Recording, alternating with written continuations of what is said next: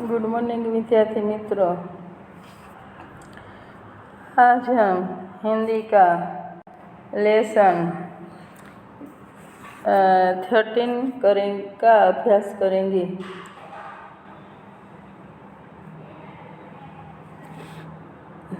तो लेसन का नाम है रानी।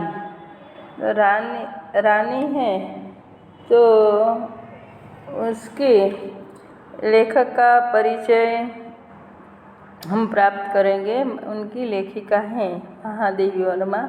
उनका जन्म सन 1907 में और निधन सन 1987 में हुआ था। हिंदी साहित्य में महादेवी वर्मा अर्थात मैं नीर भरी दुख की बदरी और तुमको नींव में ढूंढा, तुम में ढूंढी पीड़ा कहने वाली सरल हृदय, भावुक, अत्यंत संवेदनशील और समग्र नींव सृष्टि का अनुकंपावरण करने वाली छायावादी युग की अप्रतिम रचनाकार।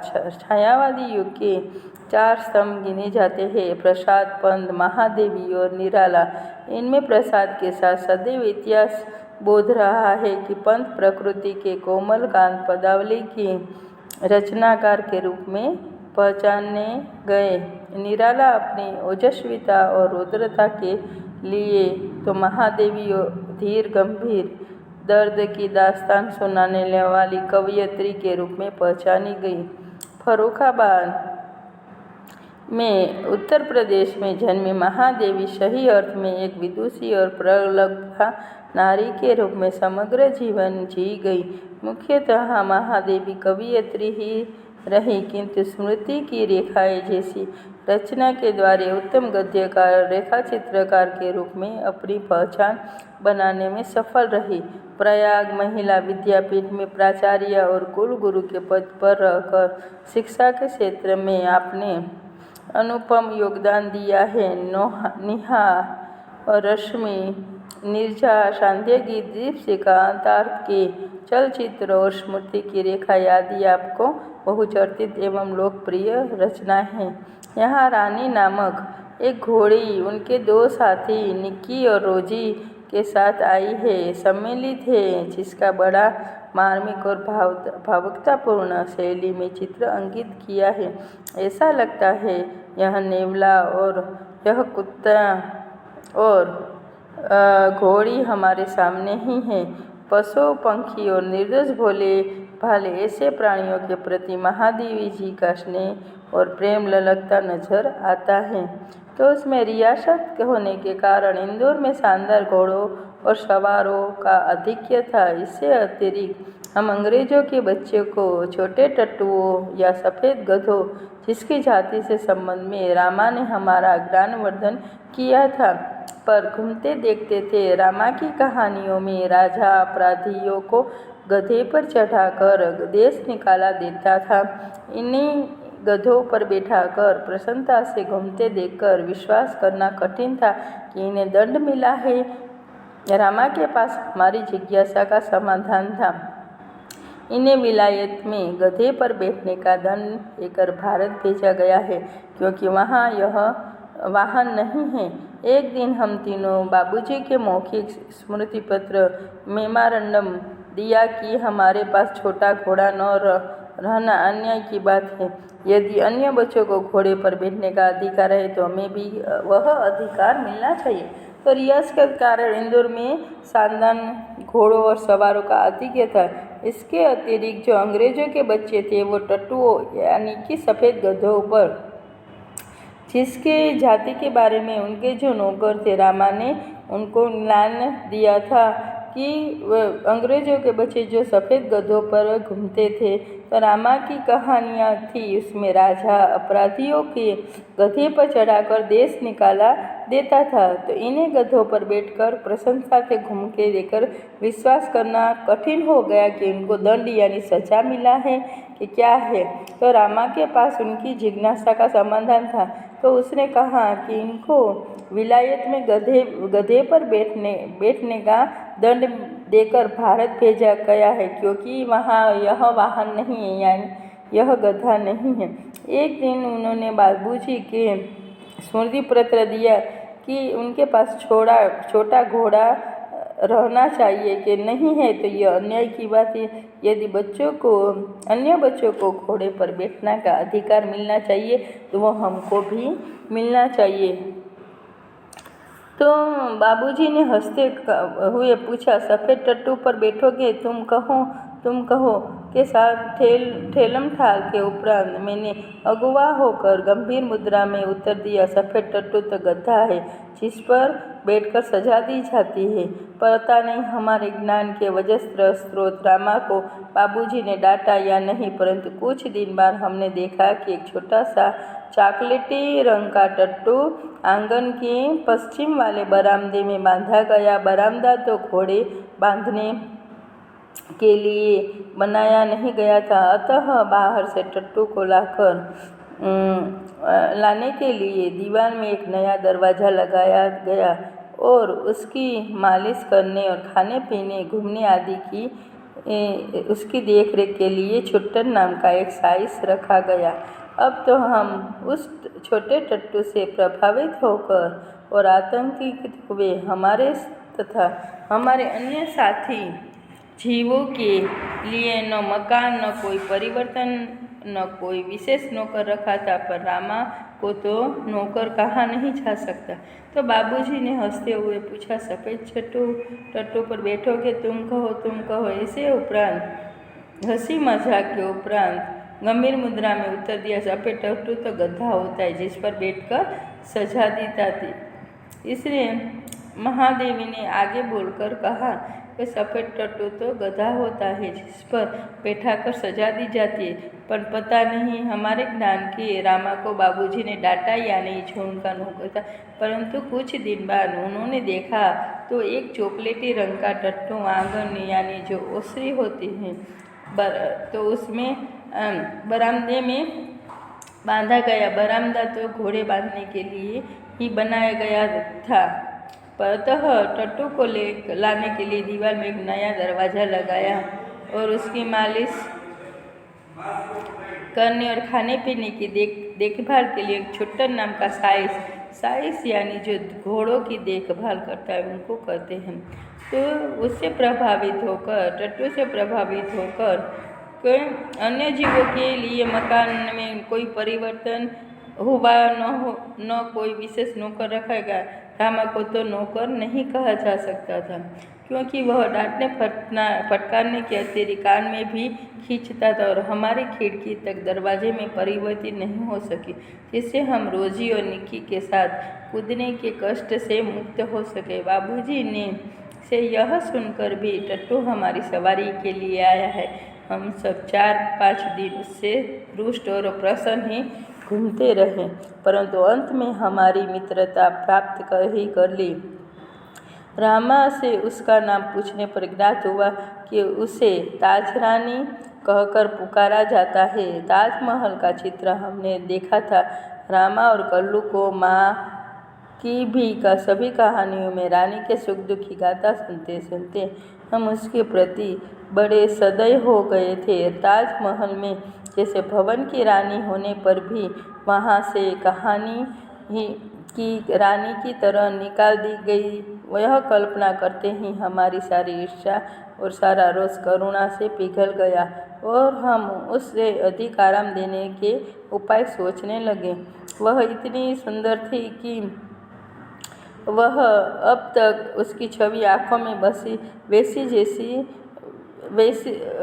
जैसी है। हल्का चॉकलेटी चमकदार रंग जिस पर दृष्टि फिसल जाती थी, खड़े छोटे कानों के बीच में माथे पर झूलता अयार का गुच्छा, बड़ी काली स्वच्छ।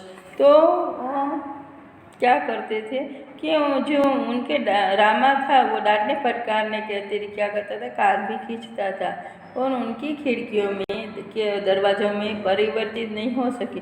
पंचो रोजी और निक्की थे उसके साथ कूदने से मुक्त हो सकते। बाबूजी ने यह सुनकर भी कि टट्टू उनकी जो बच्चों थे उनकी सवारी के लिए लाया है। तो बच्चे थे वो 4-5 दिन रुष्ट और अप्रसन्न घूमते रहे। अंत में उससे मित्रता हो गई और रामा से इसका नाम पूछने पर वो घोड़ी का नाम क्या बताया, ताजरानी था। ताजमहल का चित्र उन लोगों के सामने देखा था, पर रामा और कल्लू को भी सभी कहानियों में रानी के सुख दुख की गाथा सुनते सुनते हम उसके प्रति सदैव हो गए। ताजमहल जैसे भवन की रानी होने पर भी यह वहाँ से कहानी की रानी की तरह ही निकाल दी गई। यह कल्पना करते हुए हमारी जो बच्चों की ईर्ष्या थी, सारा दोष करुणा में पिघल गया और उनको इसको अधिक आराम देने के उपाय सोचने लगे। वह इतनी सुंदर थी कि उनकी छवि आज तक उनकी आँखों में बसी है। हल्का चॉकलेटी चमकदार रंग था, उस पर दृष्टि पिघल जाती थी। खड़े छोटे कानों के बीच में माथे झूलता अयाल जो बालों का गुच्छा होता है उसे अयाल कहते। बड़ी काली स्वच्छ और पारदर्शी जैसी आँखें, लाल नथुने जिन्हें फुला फुला कर चारों ओर की गंध लेती रहती, उछले दांत, लाल जीभ का झलक देते हुए, गुलाबी होठों वाला लंबा मुंह जो लोहा चबाते रहने पर भी शत विशत नहीं होता था। ऊंचाई के अनुपात में पीठ की चौड़ाई अधिक थी। सुडौल मजबूत पैर और सघन पूंछ की जो मक्खियों उड़ाने के क्रम में मोरछल के समान उठती गिरती रहती थी। उस समय सब समझने की बुद्धि नहीं थी, परंतु इतने दीर्घकाल के उपरांत भी स्मृति पट पर वे रेखा ऐसे उभर आती थी जैसे किसी अदृश्य स्याही से लिखे अक्षर अग्नि के ताप से प्रत्यक्ष होने लगते हैं। हम बार बार सोचते हैं कि वह कुछ और छोटी क्यों न होती तो हम रोजी और निकी के समान उसे भी अपने कमरे में रख लेते। रानी को अपने कमरे में ले जाना संभव नहीं था, अतः अस्तबल बना हुआ बरामदा ही हमारी अराजकता का कार्यालय बना। तो उसका जो वर्णन है जो ताजरानी घोड़ी का, तो उसका है पारदर्शी आँखें थी, लाल नथुने और फुला फुला कर चारों ओर की गंध लेती थी, उछले दांत, लाल जीभ थी और गुलाबी होठों वाला लंबा मुंह जो लोहा चबाते रहने पर भी शत विशत नहीं होता था। ऊंचाई के अनुपात में उसकी पीठ की चौड़ाई अधिक थी। सुडौल मजबूत और सघन पूंछ वो क्या थी, मक्खियों के उड़ाने के काम आती थी, उड़ती गिरती थी। उन्हें यह था कि बार बार सोचते थे कि वह छोटी क्यों नहीं है, तो छोटी होती तो वो बच्चे बोलते कि हम रोजी और निकी के समान उसे अपने कमरे में रख लेते, पर रानी को अपने कमरे में ले जाना असंभव था। अस्तबल यानी जो घोड़ा जहाँ रखा जाता है उसे अस्तबल कहते हैं। तो उनकी अराजकता का कार्यालय बना।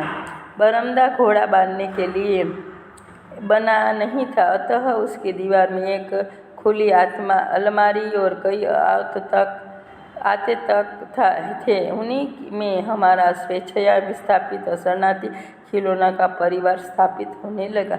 रानी की गर्दन में झूल झूल कर, उनके कान और अयाल में फूल खोस खोस कर और उसकी बिस्कुट मिठाई आदि खिलाकर थोड़े ही दिनों में हमने उससे ऐसी मैत्री कर ली कि हमें न देखने पर वह अस्थिर होकर पैर पटकने और हिनहिनाने लगी।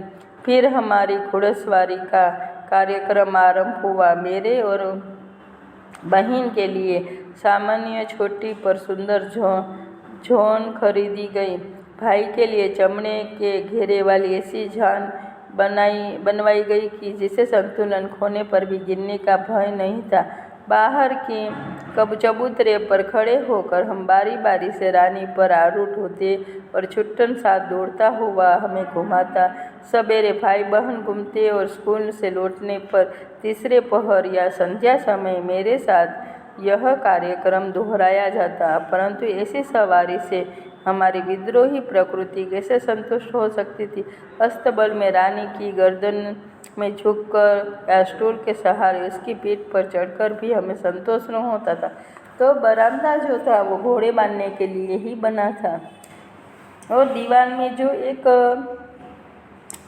एक अलमारी थी, या अलमारी यानी कबाड़ था, उसमें उन्होंने खिलौना रखा था।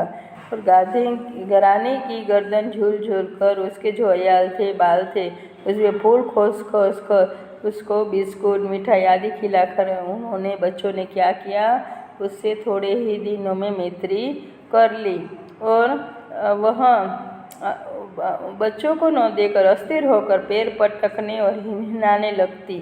फिर वह उनके ऊपर घुड़सवारी का कार्यक्रम आरंभ हुआ।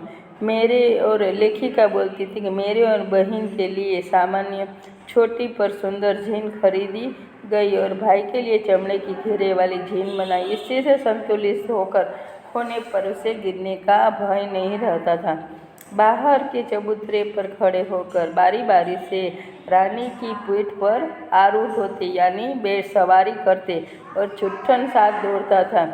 सवेरे भाई बहन घूमते और स्कूल से लौटने पर संध्या के समय जो लेखिका है वह बैठती और अस्तबल में रानी की गर्दन पर झूल कर अर्थात स्टूल के सहारे उसकी पीठ पर चढ़कर भी उन लोगों को बच्चों को संतोष न होता था।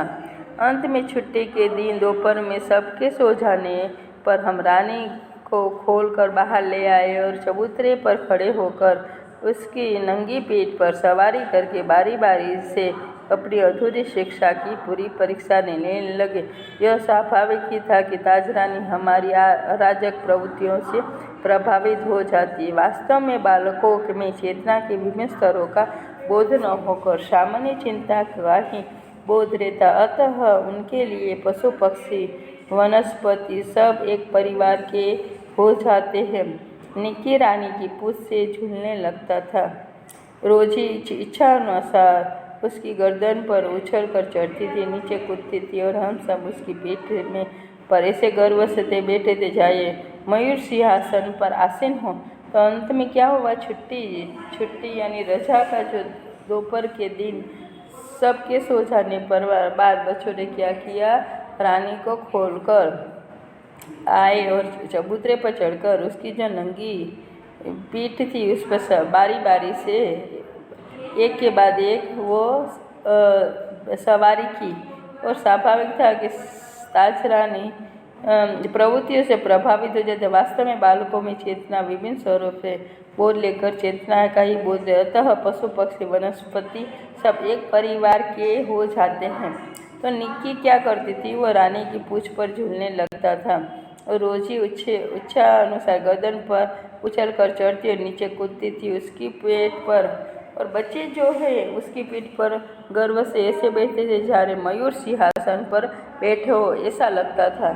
रानी हम सबकी शक्ति और दुर्बलता जानती थी। उसकी नंगी पीठ पर अयाल पकड़कर बैठने वालों को वह दुल की चाल में इधर उधर घुमाकर संतुष्ट कर देती थी। परंतु एक बार मेरे बैठ जाने पर भाई ने अपने हाथ से पतली संटी उसके पैरों में मार दी। चोट लगने की तो संभावना ही नहीं थी, परंतु इससे न जाने उसका स्वाभिमान आहत हो गया और कोई दुखद स्मृति ऊपर आई।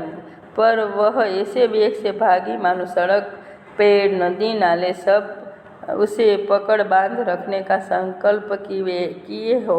कुछ देर मैंने अपने आप को उस उड़न खटोले पर संभाला, पर तो गिरना तो निश्चित था। मेरे गिरते ही रानी मानो अतीत के से वर्तमान में लौट आई और इस प्रकार निश्चल खड़ी रह गई हो जैसे पश्चाताप की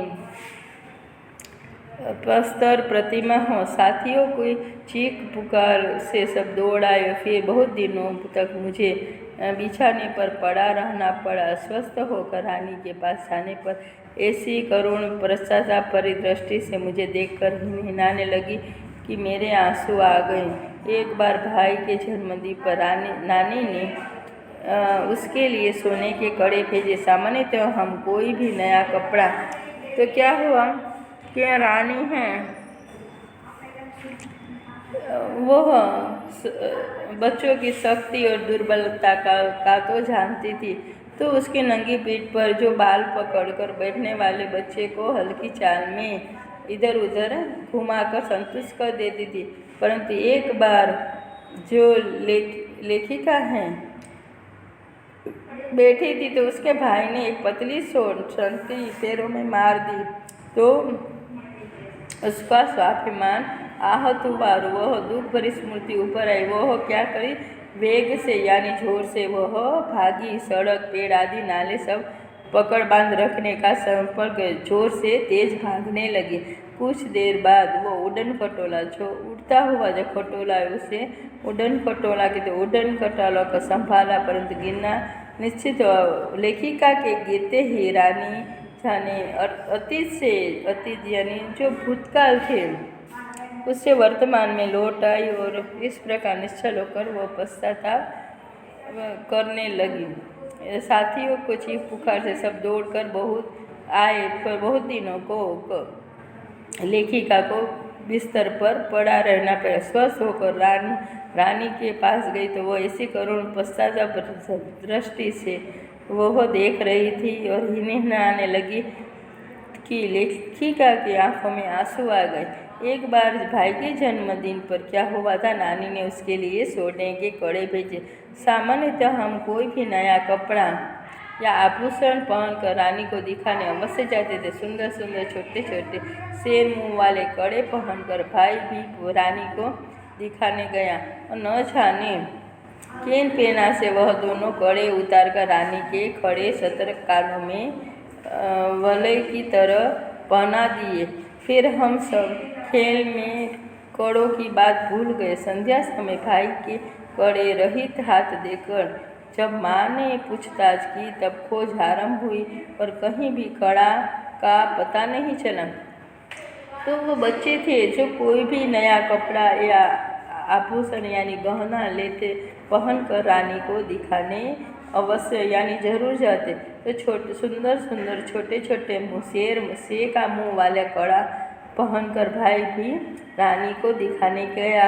न जाने किस प्रेरणा से उसने दोनों अपने कड़े उतार कर रानी के जो सतर्क खड़े हुए कानों में वलय की तरह उनको पहना दिए। फिर सब बच्चे खेल में पड़ गए और कड़ों की जो बात थी वो भूल गए। शाम का समय होने पर भाई के कड़े रहित हाथ देकर माँ ने पूछा कि कड़े कहाँ हो गए। तब खोज आरंभ हुई पर कहीं कड़े का पता नहीं चला। रानी अपने कानों को खुरों से खोदती और हिनहिनाती रही। अंत में बाबूजी का ध्यान उसकी ओर गया। उन्होंने मिट्टी हटाने का आदेश दिया। किसी ने कुछ गहरा गड्ढा खोदकर दोनों कड़े गाड़ दिए थे। दंड तो किसी को नहीं मिला, परंतु रानी सारे घर के हृदय में स्थान पा गई। एक घटना अपनी विचित्रता में स्मरणीय है। एक सवेरे उठने पर हमने रानी के पास एक छोटे से घोड़े के बच्चे को देखा। यह क्या था यह कह कर हमने रामा को इतना थका दिया। उसने निरुपाय घोषणा की कि वह नया जीव रानी के पेट में दाना चारा खाकर सो रहा था। भाई ने उत्साह से पूछा और भी है, और रामा ने स्वीकृति से सिर हिला दिया। फिर क्या हुआ, कड़ा गुम हो गया तो रानी के अपने कान से और खुरों से खुदखुदाती और हिनहिनाती रही। अंत में बाबूजी ने उसकी ओर ध्यान दिया तो उधर से जो मिट्टी हटाने का आदेश दिया तो कुछ गहरा गड्ढा खोदने पर क्या किया, सोने के गड़े किसी ने गाड़ दिए थे। तो दंड तो किसी को नहीं मिला, परंतु रानी सारे लोगों के हृदय में बस गई, स्थान पा गई। एक घटना पर विचित्र याद है उन लोगों को। एक सवेरे उठने पर रानी के पास छोटे से घोड़े के बच्चे को देखा तो बच्चों ने पूछा यह क्या था। तो कहकर रामा को इतना थका दिया कि उसने कहा कि यह नया जीव रानी के पेट में दाना यानी खाना और चारा खाकर सो रहा था। भाई ने पूछा और भी है, तो रामा ने स्वीकृति में सिर हिलाया। तो अब तो हम विस्मित भी हो गए, क्रोधित भी। ये छोटे जीव कोई काम धाम नहीं करते हो। हाँ, हमको पीठ पर बैठा कर दौड़ने वाले रानी का दाना चारा स्वयं खाकर उसके पेट में लेटे रहते हैं। भाई ने कहा रानी का पेट चीर कर हम कम से कम एक लंबा बच्चा घोड़ा निकाल ले। तब बच्चों ने घोड़े पर छोटे भाई बहन बैठेगी और रानी मेरी सेवा में रहेगी। प्रस्ताव मुझे उचित जान पड़ा। जब एक दोपहर को वह कहीं से साग काटने का चाकू ले आया तब मेरे साहस ने जवाब दे दिया। एक और भी समस्या की ओर हमारा ध्यान गया। आखिर हम रानी का पेट सिएंगे कैसे।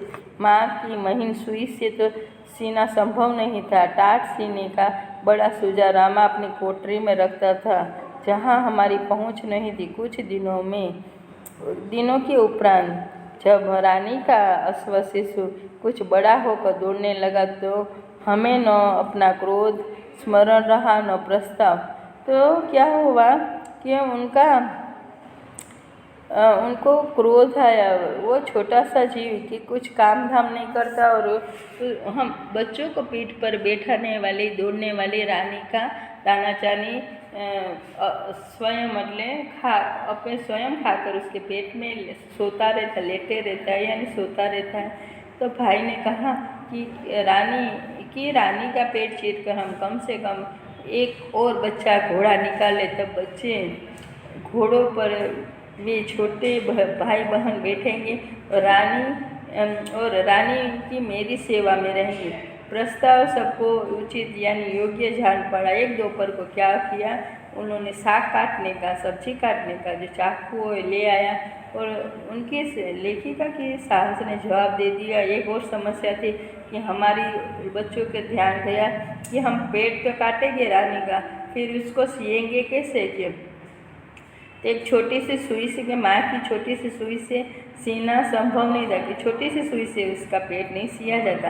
और जो टाट सीने का जो बड़ा सुई हुई सूझा तो वो राम अपनी कोठरी में रखता था और उनको वो पता वहाँ पहुँच नहीं सकते थे।